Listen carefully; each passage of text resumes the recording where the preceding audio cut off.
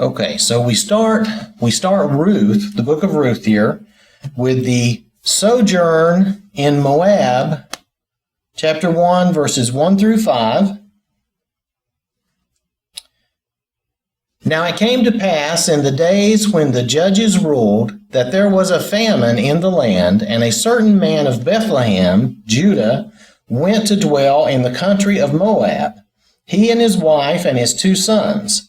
The name of the man was Elimelech, the name of his wife was Naomi, and the names of his 2 sons were Mahlon and Chilion, Ephrathites of Bethlehem, Judah, and they went to the country of Moab and remained there. Then Elimelech, Naomi's husband, died, and she was left and her 2 sons. Now they took wives of the women of Moab. The name of the one was Orpah, and the name of the other Ruth. And they dwelt there about 10 years. Then both Mahlon and Chilion also died. So the woman survived her 2 sons and her husband. So we want to look at the first question here. And it says, when did the events of this book take place? During the Judges, right? That's right. During the Judges. In the days of the Judges is how I wrote it here. Because that's what it says, in the days when the judges ruled. So, all right. So, number 2, they want us to identify the following characters, and I think most of this is pretty simple. Elimelech, Naomi's husband, right? Naomi, the wife of Elimelech, right? Kind of. Those were the first 2 characters or people, right? So, okay. She's the mother of Mahlon and Chilion. That's right. Excuse me. Okay. So then who is Mahlon? The son of Naomi and Elimelech, and Chilion, his brother, also the son of. Okay. So Orpah. Who's Orpah? The wife of Chilion, right. Or Ruth's sister-in-law. Since this is the book of Ruth, I mean, we can think about this in reference to who they are to Ruth if you want. Sister-in-law to Ruth and Mahlon, and daughter-in-law to Elimelech and Naomi. Right, and daughter-in-law to Elimelech and Naomi, right. Okay. So, and then Ruth, Ruth is, the book is named after Ruth, right? So, this is the person that we're trying to pay the most attention to, I will say it that way. So who is Ruth? Naomi's daughter-in-law. Her and Orpah are both Moabites, right? Or they're from there in Moab. And she marries Mahlon and becomes Naomi's daughter-in-law. So, yes. You're saying that Orpah, and you're naming who they married. I don't see that in my Bible. Oh, okay. I have the King James Version. I have the New King James Version. Let me look back. It's in. And it just said they took them wives of the women of Moab. The name of the one was Orpah, and the name of the other Ruth. Right. But it actually, if you read the whole book, let me see. I thought we had a question for this. Oh, wait, there we go. If you go back to chapter 4, verse 10, it tells you that Mahlon is Ruth's first husband. But you have to go practically to the end of the book to see that. I had to look too because I was like, why is it not just telling me this right up front? But it didn't. It didn't. I had to do the same thing, and I thought I'd made a note, and I did. I made a note here. So yeah, Mahlon was Ruth's husband, but you do have to go to chapter 4, verse 10 to see that. I couldn't find it anywhere before that either. Now, Now, Ruth's sister-in-law Orpah, I had read, I had seen where someone said, and this was online, so we know how that is. That can be. They had said that Orpah was and Ruth were actually sisters, but that's not true. Naomi actually says, that Orpah was her sister-in-law when she tells them to go on. She tells Ruth to follow her sister-in-law, not her sister. So anyway, that's just something to be aware of.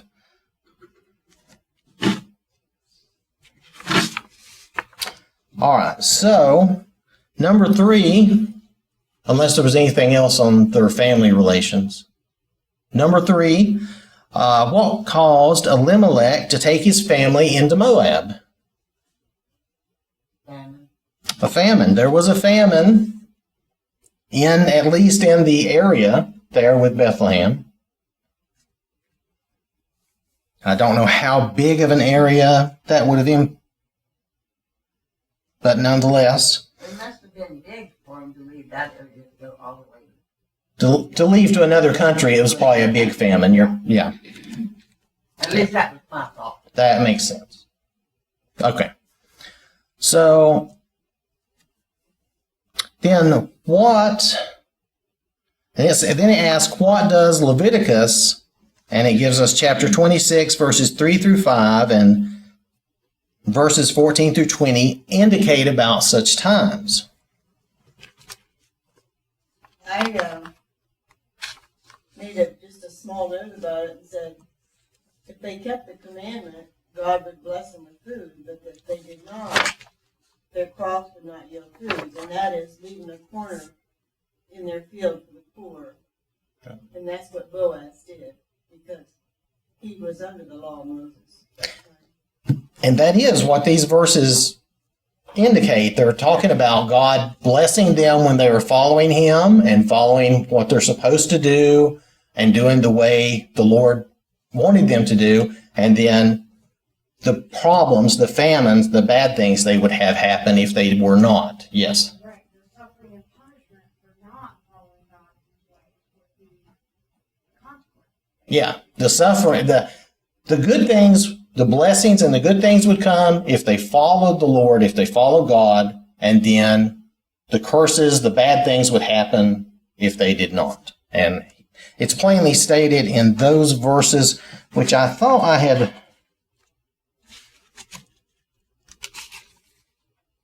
marked here,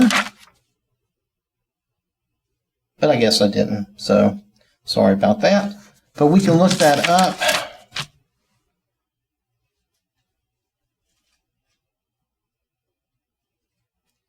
Like in Leviticus 26 there, verses 3 through 5.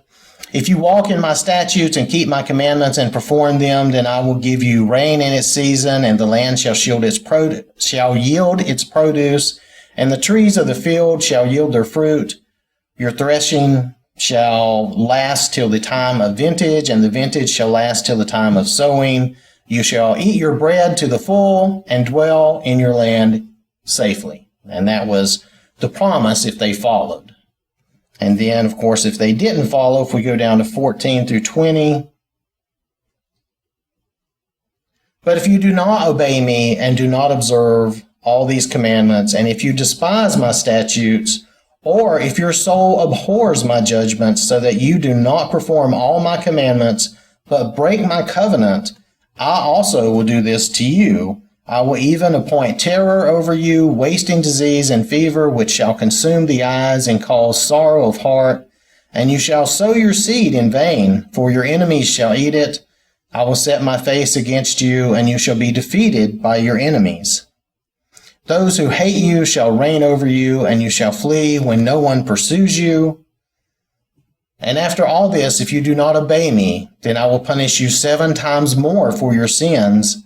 I will break the pride of your power. I will make your heavens like iron and your earth like bronze. And your strength shall be spent in vain, for your land shall not yield its produce, nor shall the trees of the land yield their fruit. So that's plainly what God was saying, and obviously for there to be such a famine there, they were not following the Lord. Yes? And there's a little bit of irony here when we look at the word or the meaning of Bethlehem. Bethlehem means house of bread. So this is an area that was fertile and produced a lot of good crops and gardens, but yet at this time there was famine. Right. The area of Bethlehem was supposed to be a very fertile area, but it was not producing at this time. And you said it was that it means house of bread, right? House of bread. So that's an interesting thought in many ways, I guess, because we could relate this back to Christ and him being the bread of life and being born in Bethlehem. And so there's a lot there if we think about that. It kind of reminds me a little bit of the famine that Joseph's family was having, and they had to go somewhere else. Yep. They had to go down. Well, they didn't have to go down. Well, they did go down into Egypt. They did have to go down into Egypt. Yes, they did. I started to say that, and then I thought I was saying it wrong, but that is correct. They did have to go down into Egypt. Yeah. Yeah, that is like that. All right, so number 4, in the light of, now this says in the light of 4:11.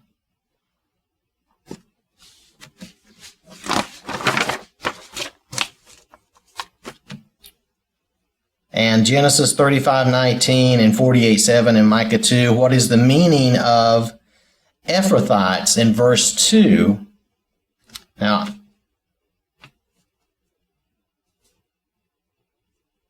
does anyone want to?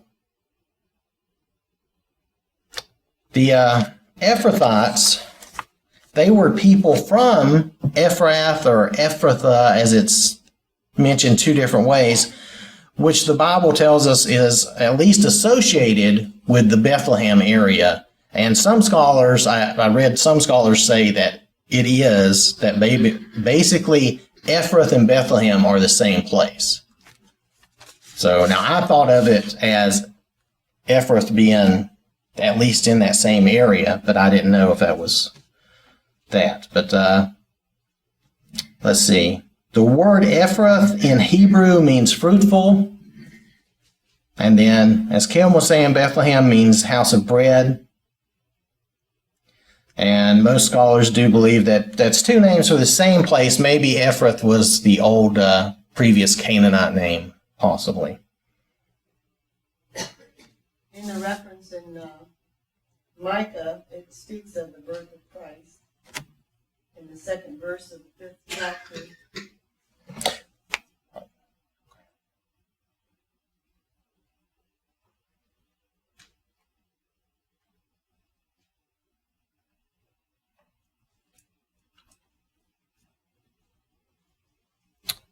Right.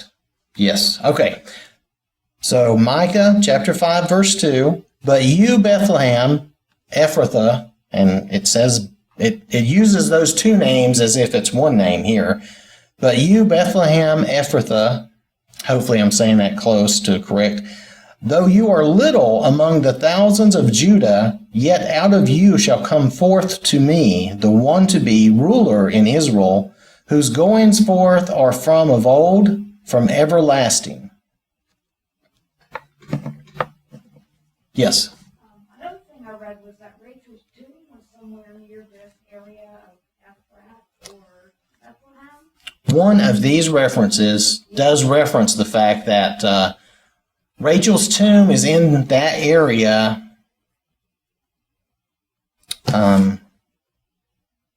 Jacob was coming back when Rachel died, or was coming to Bethlehem or to that area when she died. There is one of these references is to that. I forget if it's the Genesis 35:19. Genesis 35. Is it 35:19? Okay. Right, 19. Okay. So.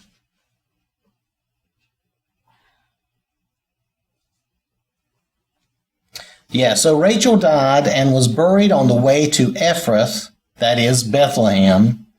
And Jacob set a pillar on her grave, which is the pillar of Rachel's grave to this day. So that is that reference. And then 48:7 being another reference to this area. But as for me, when I came from Paddan, Rachel died beside me in the land of Canaan on the way when there was but a little distance to go to Ephrath. And I buried her there on the way to Ephrath, that is Bethlehem. So on the way to, very close to that area. So, but Ephrathites were people that lived in that area. That was the idea of the question. I guess we got off track. Yes, what? I read that the Ephrathites were a small clan of Judah, not Jesus descended from. Oh. Which goes back to that Micah 5. So, okay, so It was a small clan. they were a small clan within Judah, so Ephrathites were, okay. Yeah, I give any more time to read further on that. right. Why? If he was born in that area, if that family was from that area, but I don't know. I didn't see that specific thing. Let's see. So, was there anything else on the first little bit there? All right. So, for the next piece,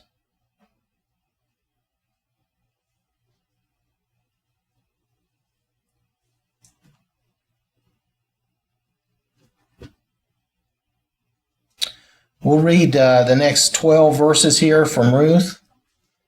Then she arose with her daughters-in-law, and this is Naomi, of course, that she might return from the country of Moab, for she had heard in the country of Moab that the Lord had visited his people by giving them bread. So obviously the famine was over, right? Therefore she went out from the place where she was, and her 2 daughters-in-law with her, and they went on the way to return to the land of Judah. And Naomi said to her 2 daughters-in-law, Go, return each to her mother's house. The Lord deal kindly with you as you have dealt with the dead and with me. The Lord grant that you may find rest each in the house of her husband. So she kissed them, and they lifted up their voices and wept. And they said to her, Surely we will return with you to your people. But Naomi said, Turn back, my daughters. Why will you go with me? Are there still sons in my womb that they may be your husbands? Turn back, my daughters. Go, for I am too old to have a husband. If I should say I have hope, if I should have a husband tonight and should also bear sons, would you wait for them till they were grown? Would you restrain yourselves from having husbands? No, my daughters, for it grieves me very much for your sakes that the hand of the Lord has gone out against me. Then they lifted up their voices and wept again, and Orpah kissed her mother-in-law, but Ruth clung to her. And she said, Look, your sister-in-law, now this is Naomi again, look, your sister-in-law has gone back to her people and to her gods. Return after your sister-in-law. But Ruth said, Entreat me not to leave you or to turn back from following after you. For wherever you go, I will go, and wherever you lodge, I will lodge. Your people shall be my people, and your God my God. Where you die, I will die, and there will I be buried. The Lord do so to me, and more also, if anything but death parts you and me.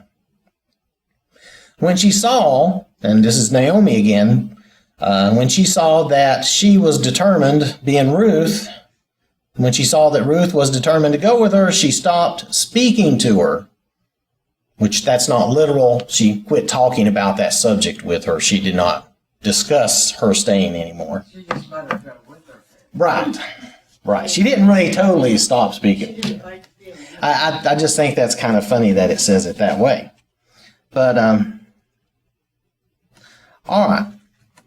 So number 5, were the decisions made by Orpah and Ruth only a matter of loyalty to their mother-in-law, or did they involve spiritual considerations, or what do you think about that? when she's talking here and she said, your people shall be my people and your God my God. So yes, she's where you die, I will die, and they're all.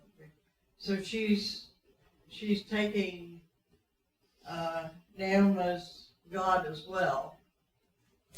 Right, she is. And this is just me personally. I think that she's seen that example from Naomi, from Elimelech and his sons, her husband. And I think she's interested in God. Not that she isn't loyal to Naomi, because obviously she is. She does plainly say that she's loyal to Naomi and that she wants to stay with her and follow her. Yes? I was going to say, it's sort of like people today. You have some people you can talk to about the gospel and they're real receptive to it. And then Right. there's others that they don't care one way or the other. And I think Ruth had a tender heart for the truth. And it said that she really didn't have anybody to go home to. And she loved Naomi as really her own mother, because evidently she didn't have anybody to go home to.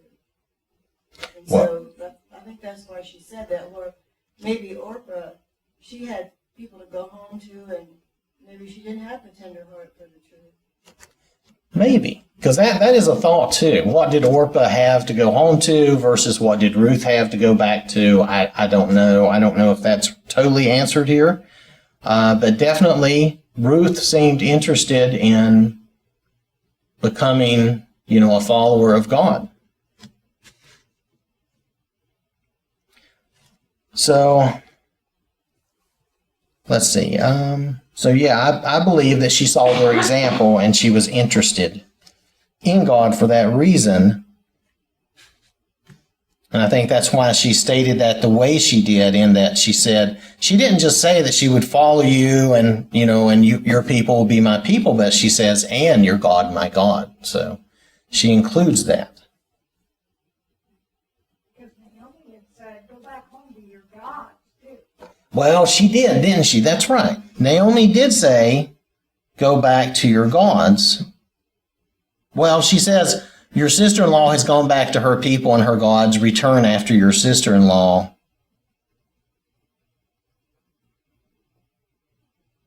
No, she made a decision instead of the idols, she wanted the real God. Yep, Had seen Naomi's example, I believe. I think so too. Okay. I know when I was a young woman, I was 18 when I got married, and my parents, neither one were Christians, and they didn't live a very good life. And my mother-in-law did, and I felt like she was kind of my Naomi, and I was her Ruth, because she had the example set for me to follow, and then her whole family did it. They were all very religious family, and they were quite an example to me. And so I kind of cling to this story a lot. And it's good to have examples. That's one thing. See, just their example, the way they lived, most likely is what drew her to God. So it's a lesson for all of us just in that. There's something to be said for Ruth and her courage. She was willing to abandon her past and her pagan worship and the gods that were in Moab and her family, and she wanted to exchange all of that to worship the one true God and be loyal to him. Right. She wanted to give up. Just a loyalty to Naomi. It was more than that. Right. It was more than that, because she was giving up her whole past life to follow God as well. Right. And yeah, we don't know all the details of that, but still, that's a big decision for anyone. So this is a very open-ended question. Number 6 says, list characteristics of Ruth, paying special attention to qualities brought to light by the situation she was in. Does anybody want to mention any of her qualities? I mean, we've touched on some of this, I know. Well, she was strong, and she was determined. You can tell that she was determined because she could go with Naomi no matter what. She was determined and strong, yes. And she was loving and kind. I mean, she Right. had a lot of good everything about her, she wouldn't have clung to Naomi the way she did. Right. She had a lot of good qualities. Yep. And I think too that she felt the same loss that Naomi felt. Naomi lost her husband too, and Ruth has lost her husband, so she could show compassion. Yeah. Because they had the same things happen, and then I think she realized that she was still her daughter-in-law. She showed respect to her because of that and loyalty. And if Naomi needed food, she was there to help her find that food. Yep. She was very humble and committed. Yeah, she was humble and committed. Yeah.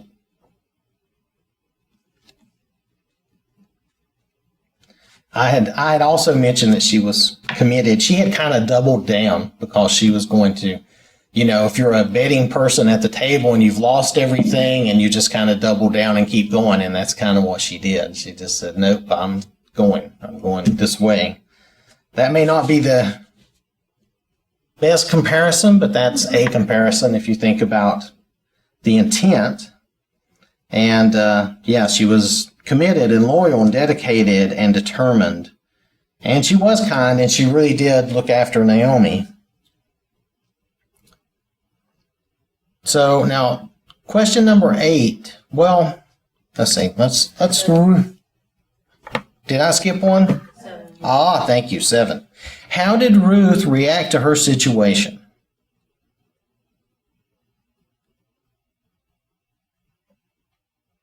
And backing up to 6 for a minute, there was one thing I meant to say. She was not dumb. She was smart. She knew once we get past this and they get back to Bethlehem, she knows they need a redeemer. And if you remember reading that, she knows they need somebody, and she's not dumb. So anyway, it's just something to remember. But anyway, so number 7, how did Ruth react to her situation? She didn't blame God for the loss. Right, she didn't blame God for the loss, right? She could have reacted really badly and gone on and left Naomi and said, I'm going to go back to my people. You can go take care of yourself. But she didn't do any of those things. She showed her courage and her love and all the other things. The situation was just as bad as Naomi's. Yeah, I think she put herself in the same spot Naomi Yeah. was, like you said. And I think we need to do that too when we see people struggling, because we're supposed to treat others as we have ourselves treated. That's the golden rule. Do unto others. And she sure fulfilled that. Yes, and you're right. I mean, she could have reacted as any of us might be tempted to react, being sad or disheartened or bitter. Does anyone have anything else? And she could have gone back to her old ways. And she could have gone back to her old ways. She didn't have to follow Naomi or accept God. That's true. Because the Moabites were idol worshippers, right? Mm-hmm.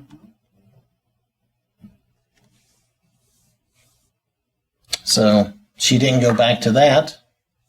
So we don't know sometimes what kind of example we're setting in front of somebody. But evidently, like Addie said, the whole family, except for the sister-in-law, she was an idolater too, they set an example, and Ruth saw that. Right. And she liked what she saw. Obviously, she did. She wanted to stay with Naomi. She wanted to accept God and come back to live. I mean, think about, she's going to a country she's not from, and they're all going to be, basically you have to assume they're all going to be Jews, right? That's just the way it's going to be. They're all going to be these other people. They're all going to be foreigners. It would be like if I went to live in Iran, they would just all be foreigners to me.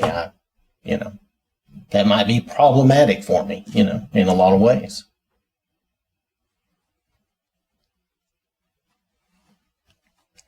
So let's see, the next verses we have here are in chapter 1, verses 19 through 22. Now the two of them went until they came to Bethlehem, and it happened when they had come to Bethlehem that all the city was excited because of them, and the women said, "Is this Naomi?" But she said to them, "Do not call me Naomi, call me Mara, for the Almighty has dealt very bitterly with me. I went out full, and the Lord has brought me home again empty. Why do you call me Naomi, since the Lord has testified against me, and the Almighty has afflicted me?" So Naomi returned, and Ruth, the Moabitess, which I have trouble saying that, but it just looks strange, her daughter-in-law with her, who returned from the country of Moab. Now they came to Bethlehem at the beginning of the barley harvest. I think we have time at least for this first question or two. Number 8, why did Naomi say, "Do not call me Naomi, but call me Mara"? She felt like the Lord had treated her bitterly, and that's what it meant, bitter. Yes, and Naomi means pleasant, but Mara, like Pat was saying, means bitter. So she kind of blamed God for her problems, didn't she? Yeah, I mean, surprised at that. Yeah, I was too when I thought about it that way, but that's kind of what she does. She's blaming God for her problems. So she really needed Ruth, didn't she? At this point, I think she did really need Ruth. Yeah, I think she really did. And that may be why, God, through his providence, was working in her favor and drawing Ruth to him to come with her. So then we have, Number 9, what evidence is given with regard to the time of the year the women returned to Bethlehem? Right, it was harvest time. It was the barley harvest. Now, the barley harvest, I looked, it takes about 60 to 70 days for barley to grow and mature, whatever the right words are for that. So there could be multiple a year. Now, this was supposed to be around the time of the Feast of Weeks, which would have been around, like next year, the Feast of Weeks is going to be like on June 4th to like June 6th or something. I looked it up. There's some little schedule. And so it would have been around the time of June, around the 1st of June in that general area. And it would have been approximately, I think the way they measure that, it would have been about 7 weeks or about 50 days from the Passover to this Feast of Weeks. I'm not perfect on all the Jewish holidays, so let's see. And if you look in Leviticus chapter 23, 15, and 16, here it is. The Feast of Weeks, and you shall count for yourselves from the day after the Sabbath, from the day that you brought the sheaf of the wave offering, 7 Sabbaths shall be completed. Count 50 days to the day after the 7th Sabbath, then you shall offer a new grain offering to the Lord. And that's supposed to represent the feast of, when the Feast of Weeks is, and this is after the Passover.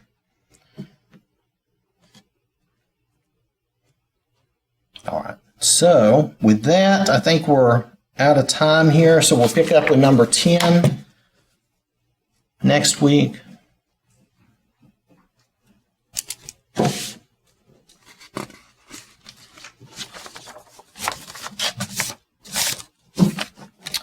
I'm not very good about scrolling my page here, am I? Sorry about that. We'll try to get in a better habit of that.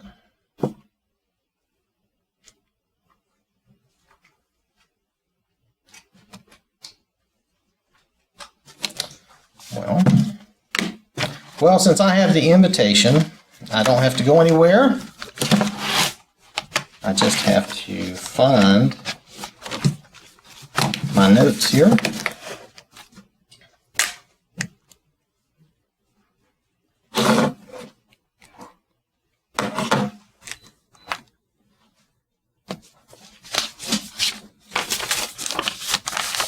So I was looking at all of this for some reason the past few days, or whatever has been making me think of God being like providentially looking out for us, the providence of God, basically, right? And being thankful for that. And part of that, too, was because I read Psalm 124. So I want to read that to you. If it had not been the Lord who was on our side, let Israel now say, if it had not been the Lord who was on our side when men rose up against us, then they would have swallowed us alive. When their wrath was kindled against us, then the waters would have overwhelmed us. The stream would have gone over our soul. Then the swollen waters would have gone over our soul. Blessed be the Lord, who has not given us as prey to their teeth. Our soul has escaped as a bird from the snare of the fowlers. The snare is broken, and we have escaped. Our help is in the name of the Lord, who made heaven and earth. And I was thinking about this two different ways. Pardon me, two different ways. Our country has been very blessed by the Lord, regardless of what some might think. You know, our money even still says, in God we trust. It doesn't say we trust in the money. It says we trust in God. We don't trust in man. We don't trust in science. And we don't trust in ourselves, or I don't trust in myself. And the Lord has been with us. We would not have been the success we have been without God as a nation. We probably would have never been free. The Revolutionary War could have easily just ended as some kind of peasant uprising that was quelled by the British Empire. The Civil War could have split us into 2 or even 3 or 4 different countries that would have been easily conquered by others or just been squabbling amongst themselves. We could have lost World War II, and a huge chunk of the world could be ruled by Nazis. Now that was a very hateful and bigoted state, and sometimes I think people have forgotten what that really looks like, the way they talk about us. Still, God was with us, and a large portion of us, a huge number of us, followed the Lord, and He made us prevail as a nation. He has blessed us. Now, if we think of this personally, how many times in our lives have there been that things could have gone horribly wrong? I know a number of times in my life I could have easily been killed. I believe that the Lord has saved me or kept me safe in those times. How many situations, though, could have turned out different in our lives? All of us have had hard times and bad times and unexpected things that happened. How many of those could have ruined us, either physically or emotionally or mentally? How many events in our lives could have been disastrous if we had not known the Lord, if we did not have the Lord with us? And how many times, how many things like that, events were there that were a threat to us that maybe we were not even aware of, but God in His providence, working unseen, watched out for us, took care of us. A lot of times He works His providence, He works through us to help others, and He uses others to help us. That's a part of our job as Christians, right? We take so much for granted, and I can't help but think of being thankful and grateful. We should be grateful for every day we have, every hour we have. It's more time with our loved ones and more time in our Father's Word and more chances to learn more about God and draw closer to God and to do good for others. For the Lord is our hope and our help and our shield and our salvation. And if you notice in verse 8, it says our help comes from the one who made heaven and earth. He made the universe, and He is watching over us, and He's teaching us through His Word. So I would just encourage us all to remember to be thankful and appreciate what the Lord has done for us and does for us every day, just in our daily, normal lives, just the little things. there's so many little things we have to be thankful for. So if anyone here wants to draw closer to God, if anyone needs prayers for anything, we would like to help you if we can. Please come forward as we stand and sing.